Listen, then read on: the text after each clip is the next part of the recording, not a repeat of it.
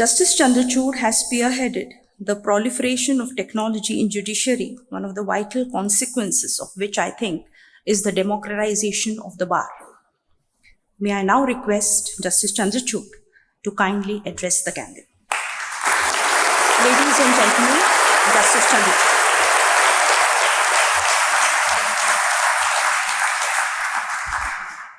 Thank you very much, Deepa.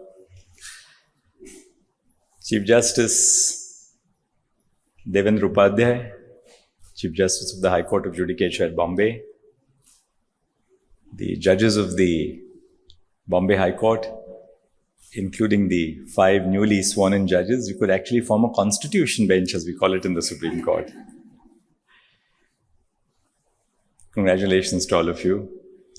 The Advocate General, Dr. Biren Saraf, President of the Bombay Bar Association, Shri Natin Thakkar, President of the Advocates Association of Western India, Mr. Prashant Redekar, President of the Bombay Incorporated Law Society, Faizana Behram Kamdin, distinguished guests from Ireland, senior and other members of the bar who have assembled here and really humbled me by your presence. And last but not the least, my best friend, critic, but above all, my fierce protector, my own spouse, Kalpana. I decided not to speak from a prepared text. My secretary and my law clerks reminded me yesterday that I have to speak this evening, and have I prepared something. Partly due to the pressure of work, we were working on Constitution bench judgments which I have to deliver before my term comes to an end. But above all, it's not just the pressure of work. I was wondering how I sum up 40 years of a judicial career, the best moments of which, in a sense, have been spent in the precincts of this court in the space of a few moments. You know, in the movie Love Story, which I'm sure so many of you, at least of my generation, have seen, there's a song which begins with the words, "Where do I begin?" And that's something which struck me, where do I begin? But then as I sat here, I'm sure you saw me writing furiously, the memories all just started flooding into my mind, just sitting here and observing the beauty of this courtroom and the warmth of your friendship and affection. Well, I was very happy to learn a few months ago when you hosted the first reference for a retiring judge, Justice Gautam Patel. Happy not because Gautam was retiring, because you lost such a fine judge, a very erudite judge. But happy because I thought perhaps I have a little sliver of a hope that you might just decide to host a reference for me now. I always watch the podcasts of the Bombay Bar Association, the lectures which are hosted online. When the day is done, I look at something new, an interview, a speech by Mr. Thakkar, a speech by your retiring judges. So I thought there was cause for hope for me. I've had previous speeches in this very hall, the Central Court. There was a conference on mediation in the late 1990s when Chief Justice M.B. Shah thought that since I had organized the conference and it was a conference on mediation of which we didn't know much at that time, that I should be given that slot of the last speaker that evening. So after a day of work was over, I was the last speaker that evening. I was here when you felicitated me when I became a judge of the Supreme Court. And then 2 years ago, when you invited me when I assumed the office of Chief Justice of India. But today is very different for me. Today is a moment of thanksgiving. It's a moment of reflection, but it's also a moment of remembrance. Thanksgiving because I owe everything to this institution. Reflection on what the journey has been, and remembrance for those who have come here in that great tradition of the bar and the bench, and in whose path we have tried to follow suit. Well, Farzana began by saying that the stenographer whom she met told her how flawlessly I would dictate plaints or petitions in suits or writ petitions. Well, there's a sting in the tail, as there is always a sting in the tail behind every story. We used to have this wonderful stenographer called Aziz, who used to be working for one of the judges over here. Now, the reason why everybody felt we dictated flawlessly was about midway through the argument, midway through the dictation, Aziz would just put up his hand and say, "I'll now do the rest for you." Fortunately, I didn't carry that tradition to the bench of allowing my stenographer to take charge of what I was going to dictate. So when you came to the end of the dictation on facts and you were about to dictate that you sought a writ of certiorari to quash that government order or seeking a writ of mandamus for the performance of a public duty, and most important, the interim relief which really decided the fate of the case, usually Aziz would tell you that, "I know what is to be done, I'll frame everything properly." The only regret which we had in those days was that the fee which we marked for the brief was a fraction of what he charged for typing the writ petition. There have been very happy memories in this very courtroom. One of our very distinguished judges had initials which began with DR, and we called him Doctor. I'm saying something very complimentary, so I needn't fear of having to face a suit for defamation. Well, Doctor had a very nice brother, not as scholarly as Doctor, but yet a very loved figure at the bar, and we were beneficiaries of the briefs which he gave us. But true to the tradition of the bar, which does not know any bounds of the law of defamation or limitation, the young brother was called Compounder. Now, once in this court, the young lawyer, or not so young lawyer, was arguing before Justice Variava. We didn't have the air conditioning in those days. There were no nets to keep the pigeons away, and there would be a constant flurry of pigeons entering this courtroom. As it so happened, when he was arguing before Justice Variava, there was a pigeon dropping, which fortunately or unfortunately fell straight on his gown. Now, there are several communities in the country, as you know, who believe that if there's a pigeon dropping or a dropping of a bird, that's a sign of auspiciousness. So a lawyer would be prone to believe that, well, that's going to result in an order in their favor. But lo and behold, Justice Variava looked at him, and then gave him a half smile. And then he looks at Justice Variava and says, "My lords, the peacocks have become very mischievous."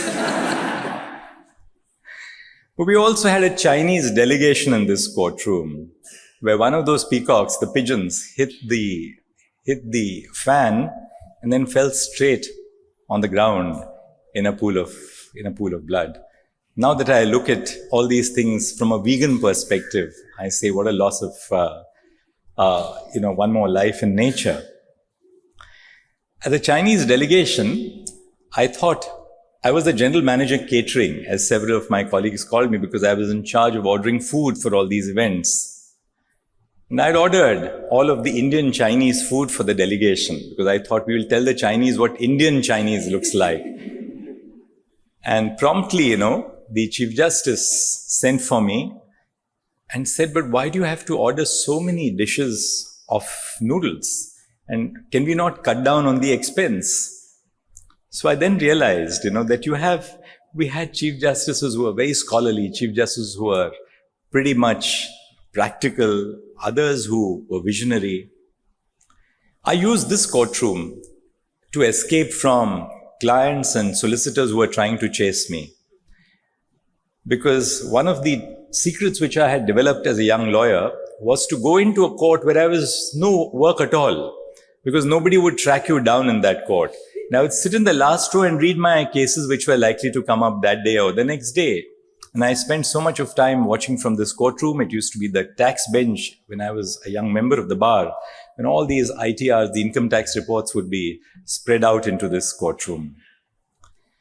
But honestly, looking at so many of you who were so gracious in complimenting me this evening,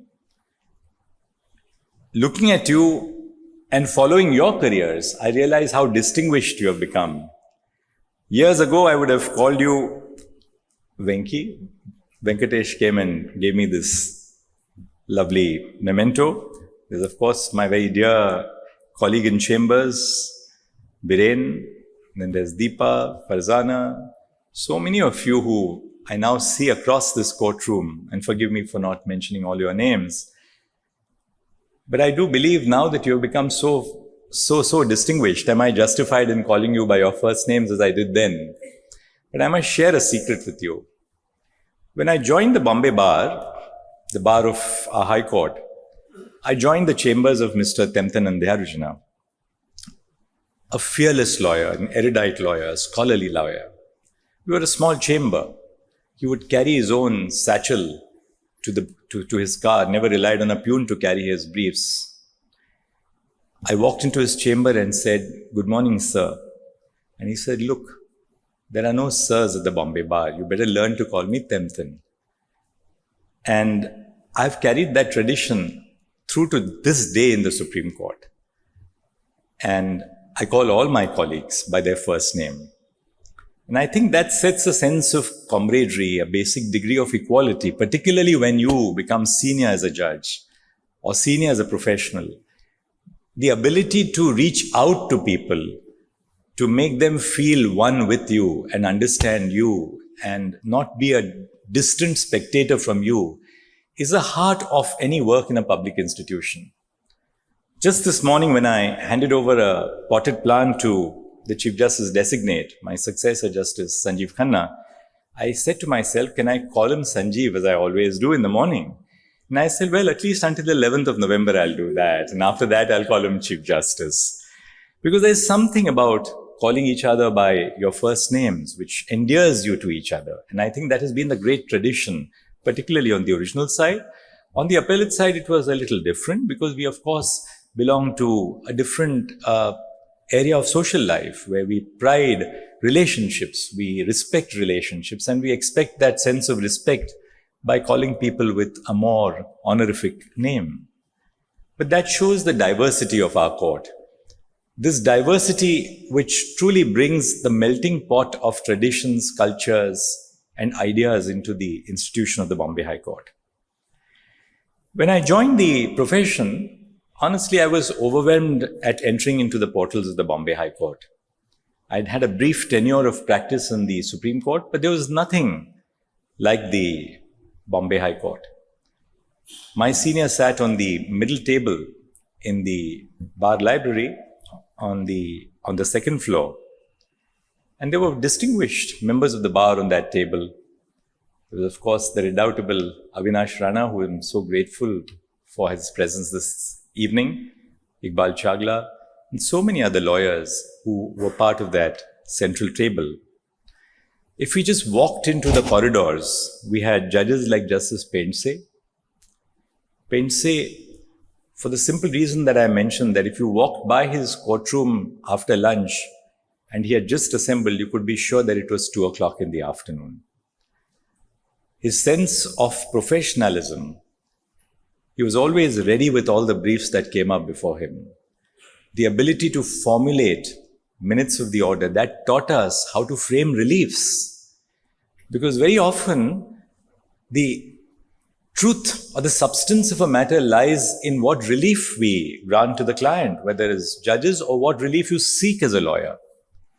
Too often a good case can be lost just because the inability of a lawyer or the judge to formulate the relief which has to be granted. But Justice Paintsay, he was very brief, sometimes even curt. He couldn't stand up to fools. And I got the wrong end of the stick on a large number of occasions from him. But absolute sheer brilliance. And we were mentored by Justice Paintsay. Justice P.D. Desai, a distinguished Chief Justice who came here Calcutta's loss was Mumbai's gain. He was transferred from Calcutta to Mumbai because there was a little bit of a brawl in Calcutta. But Mumbai opened up its arms for this judge who would have a veritable darbar in the morning, trying to resolve cases through mediation at a point of time when nobody knew about mediation. And there would be family cases, labor cases, service cases, motor accidents cases, where he would be trying to resolve cases. As young lawyers, sometimes we joked about it. And we joked about it because we wanted our cases on the daily board to be called out. But now looking back in reflection, I realized the importance of what the judge did. Because he did believe that his role was not just about writing judgments, but bringing about true justice to the citizen, which he did sometimes by persuasion, a lot of times through the weight of personality which a judge commands, sometimes with a little bit of stick. But it tended to work. We had judges like Justice Lenton, fearless, sat in the tunnel court, as we called it, court number 37 on the first floor. Justice V.P. Tipnis, Justice Viju Tipnis. He had the ability, even if he was holding against you as a lawyer, he would have the ability to formulate what you had argued and lift it to a different level. So the great reward of appearing before Justice Tipnis was not the fact that you had won or lost, because that's subsidiary. Just as a doctor doesn't guarantee the success of the treatment of a patient, how can a lawyer guarantee a result? Because contingency fees anyway are illegal in India. But what he would do is that if you argued a point, he would lift your argument and place it at a level or pedestal which even you had not done. That was also a training to the lawyer of what I could have argued, but which I didn't. I argued perhaps at a much lower plane, but here was a judge who could lift what I argued into a different plane. So it was a training ground for those like me who became judges, but it was also a training ground for us as lawyers to understand how an argument, by a simple reconceptualization, can be lifted from the mundane to the sublime. Justice Sujata Manohar, one of the fine and first of the women judges to occupy judicial office here and then in the Supreme Court, not exactly the first in the Supreme Court, but a distinguished judge, grace personified, but grace combined with a strength of character and ability to stand up to anybody. There was no way anybody could browbeat the judge. Justice A.P. Shah was so fond of encouraging us as young members of the bar. I remember at the end of a long term like this, and I'm not going to keep it very long because I know it's the end of the term and you have a 2-week vacation. I was having a dosa with my dear chamber across the road in Welcome Restaurant when my peon came running to me and said, it was 7 o'clock or 7:15, and he said, please come, I've got your gown. Justice A.P. Shah is still sitting in court on the first floor. So those were the kind of judges who really nurtured us. Justice B.A. Mota, who came in from Nagpur and succeeded so brilliantly in this court. I don't know if I have narrated this story before, but if I have, maybe you'll forgive me for narrating it a second time. I was appearing before Justice Mota and Justice Jhunjhunwala in a case involving a sugar dispute of a sugar factory. We had argued that matter repeatedly. And then on a day like this, just before Diwali, it must have been 1995 or 1996, he called us to the chamber. They were dead against me. The court was completely against me. And he said, Dr. Chandrachud, would you like to take your chance before another bench after Diwali? So we will not take up this matter. We'll release the matter. You can take your chance before someone else, perhaps. And I knew they were against me. And much to the consternation of Mr. Popat from Mullah and Mullah, who was briefing me in that case, I said, my lords, I'm quite conscious of the fact that you are completely against me. But I'm more than satisfied that you have understood every point that you have argued, and I have nothing further to argue in this case. So please, you can reserve judgment, and I know that I'm not likely to succeed, but that's where the balance of justice in your eyes lies, and I accept it. But I don't want to avoid the court and go to another bench today. So they said, but we are really tired. This is a long term, and I think we're not really keen now. We want to leave the court. So I bowed to him and I left the chamber. Next term, we succeeded hands down before another bench. Which really also tells you that there is some astrological element in the outcomes of cases as well. Lawyers, my own senior, Mr. Andhyarujana, ramrod straight, as someone once told me when I joined his chamber, a no-nonsense lawyer. When we used to travel to Goa, and you had all these beautiful resorts which had come up in Goa, he insisted that we'll never spend the client's money staying in a fancy resort. He would always insist on staying at the Mandui, which was near the High Court in those days, because he said you shouldn't spend unnecessary money for the clients and you're so close to the court. We would sit together till late hours every evening working out cases. Mr. Sirvai, I had the good fortune of observing Mr. Sirvai in this court in his fading years. The brilliance was still there, the passion, the commitment to the cause of justice was there. I remember arguing the challenge to the validity of the public premises eviction of unauthorized occupants act, when he argued sitting down before a bench of Justice Bharucha and Justice Sri Krishna. Again, I was the last counsel to argue. And I pointed out something which was a new judgment which was dead against us. And Mr. Sirvai then got up and said, "My lords, this is in the best tradition of our bar. This young junior has cited a judgment which no one wanted to cite. And I was going to begin with this judgment. And I must compliment this junior." There was once a case where I was appearing before Chief Justice Chittatosh Mukherjee. We were serial number 1 on board when Mr. Sirvai called our chamber at 10:15 in the morning. When Homi Sirvai called, my senior picked up the phone and he was explaining to him what he was writing in the latest edition of the Constitutional Law of India on the judgment in Bachchan Singh, the death penalty case. This conversation went on from 10:15 to about 10 to 11. And my senior thought that, he was serial number, he was in the court and I was actually in Justice Chittatosh Mukherjee's court for some small matter. So my senior handed over the phone to me and said to Mr. Sirvai, "I'll give you somebody who is the son of the author of the judgment in Bachchan Singh. So you better continue this conversation." Well, the conversation got over somewhere around 11:30. When my case was called out, Justice Chittatosh Mukherjee said, "Well, this junior doesn't have the courtesy of appearing." Judges in those days were very very tough about passing over matters or keeping back matters, as we call it here. So my senior got up and said, "Well, please forgive my junior because he's in a conversation with Mr. Sirvai, which I had passed on to him." Mr. Nani Palkhiwala was in this court. He would never carry his own gown and he would typically borrow a gown from one of the juniors. One of the greats of the bar who always forgot his gown in Bombay House, always took a gown from someone else, even if it was a young member of the bar, and always wore a gown, may not have been a senior's gown. That was the great tradition. I mean, look at the leveler that he was. Mr. V.R. Manohar again came from Nagpur and practiced here as the Advocate General. Even before that, we had Firoz Damania, the great and redoubtable labor lawyer. And we had a host of lawyers from the appellate side.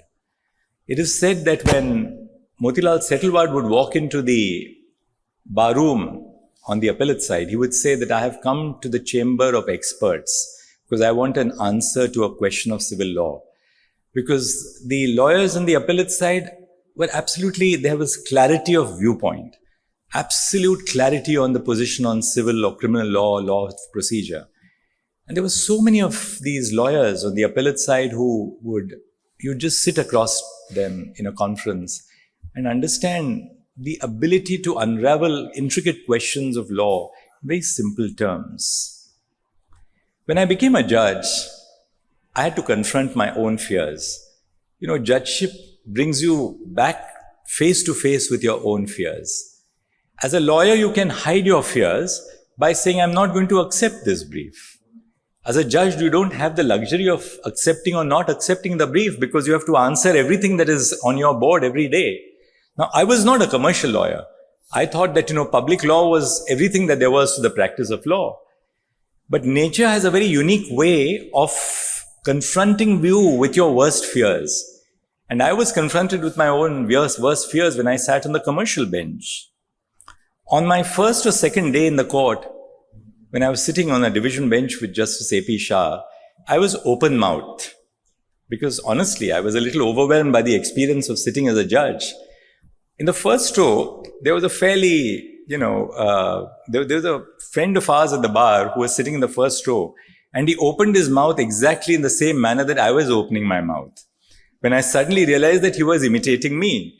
Now, I was opening my mouth because I was just overwhelmed by the experience of suddenly making this transition from the bar to the bench.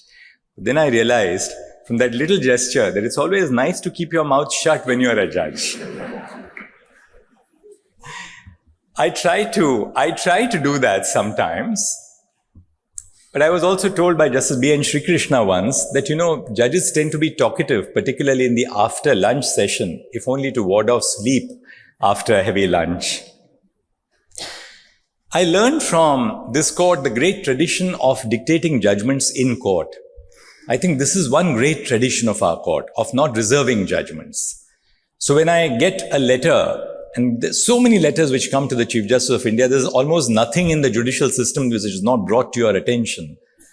I'm told that, some judge has 300 judgments which are pending and which have not been delivered.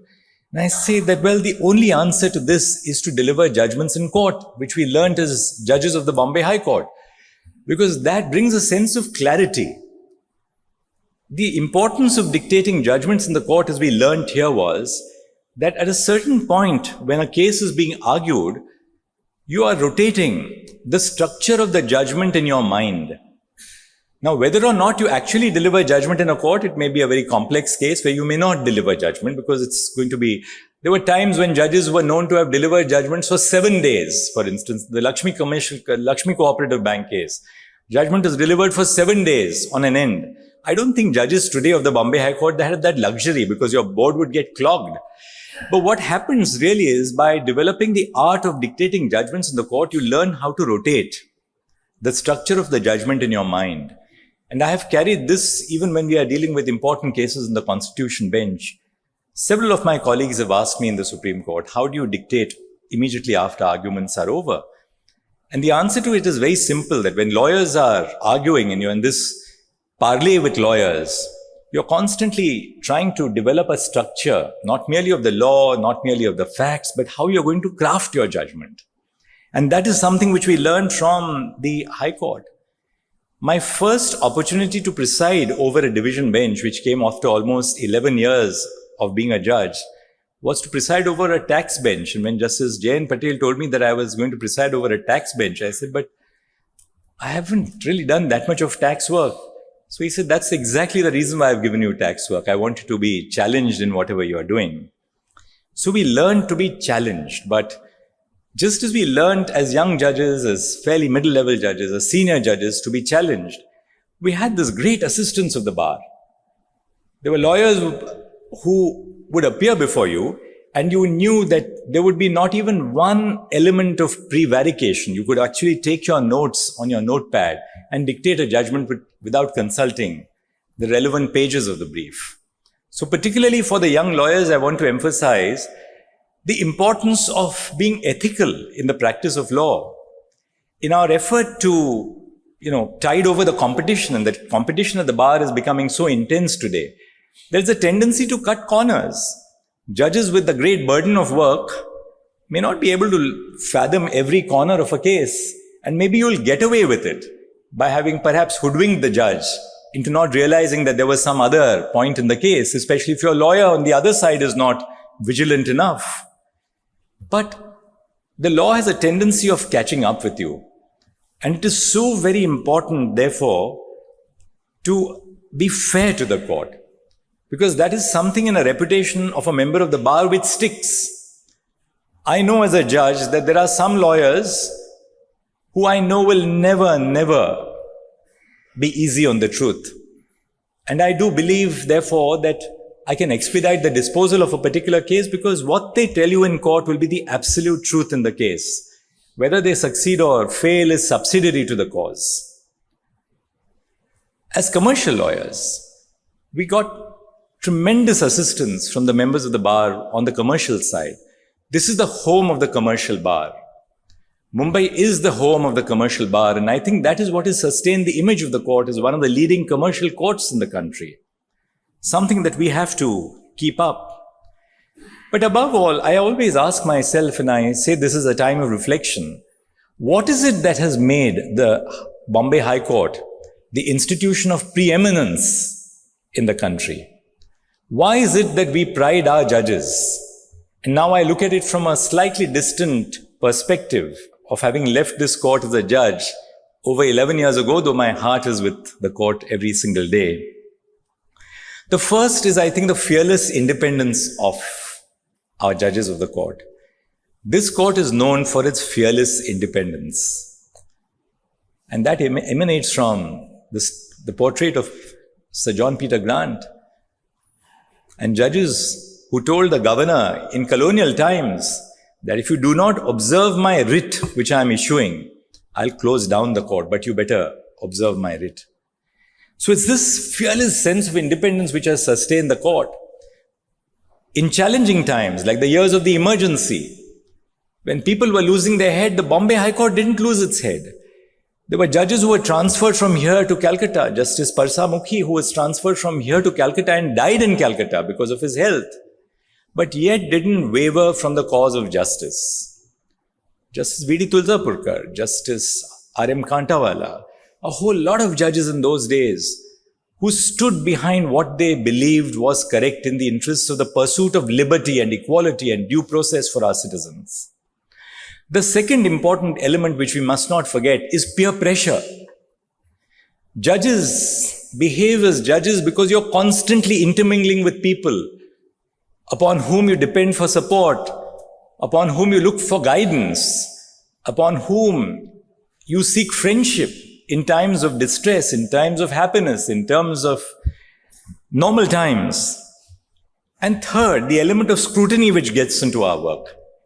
Nothing which a judge does, including keeping their mouth open in the court to writing a good or an indifferent order, misses the scrutiny of the bar.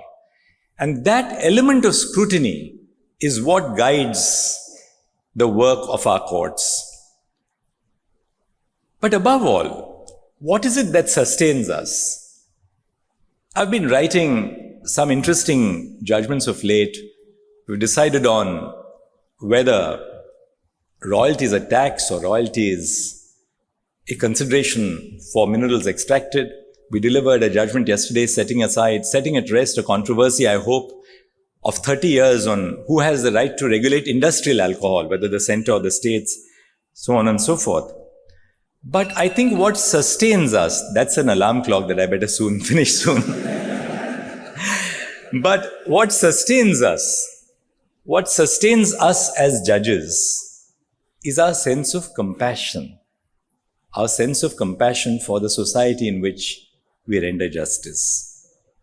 So for me, what has sustained me over the years is that student from a Dalit background, a child of a marginal daily wage laborer who got admission to IIT Dhanbad, but who couldn't pay a fee of 17,500 rupees by the time that he had to upload his documents and fee online, and would have lost admission which were we not to grant him relief. You can find 25 reasons of a technical nature not to grant relief to a citizen. But to my mind, one justification to grant relief is all that is necessary. Or just this afternoon, we had a student with muscular dystrophy who was denied admission for the MBBS degree course. And the medical board said that, well, the percentage of disability is 88% and therefore above what is acceptable for admission to an IIT. And I said to myself, what do these statistics mean? Ultimately, it's a question of the dignity of a human being. And so we granted him admission. And I said to myself that these are the things which sustain us. Or in this very court, when once we resolved a business dispute in a transportation family on the first floor, I realized in the afternoon that there was somebody who was singing in my court. And I said, I'd never experienced somebody singing in my court. You now have these mobiles which go off in your court, but nobody sings in the court. So there was somebody who was singing in my court in the afternoon. And I said to my Shirasidar, I said, who is it who was singing in my court? when somebody got up and said, "Judge, please forgive me for this little singing which is going on. Our family was battling this litigation for the last decade and more. Our mother, who is in her 90s, wouldn't listen to us. She insisted in coming back to your court and to sing a song, a shabad, as a blessing to you." What do you do? Where do you find answers to this? Technology you have referred to. I had a very interesting experience today, and I'll close with that. I had to call a colleague for dinner, and we decided to invite their family, so I was calling up his daughter. Now, I had in my mobile, one of my problems is I always store mobile numbers, even if I may or may not be returning the call again. So I had stored the mobile number, but I had two people by exactly the same name stored in my mobile of two different individuals.